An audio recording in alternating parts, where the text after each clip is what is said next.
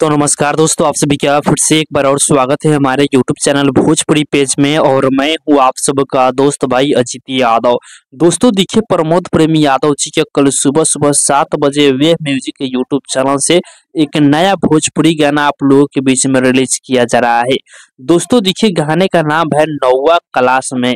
आप लोगों से बता दें कि इस गाने को प्रमोद प्रेमी यादव जी के साथ में फीमेल सिंगर शिवानी सिंह इस गाने को गाई है।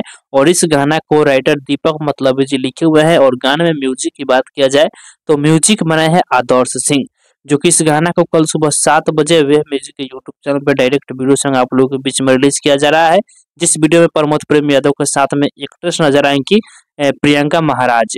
तो आप लोग कल सुबह तैयारी इस गाने का सुनने के लिए। गाना बहुत ही जबरदस्त गाना होने वाला है। तो बाकी दोस्तों फिलहाल का ये अपडेट है, आप लोग इसके बारे में क्या करना चाहते हैं कमेंट बॉक्स में बताइएगा। और इसी के साथ हम इस वीडियो को समाप्त करते हैं।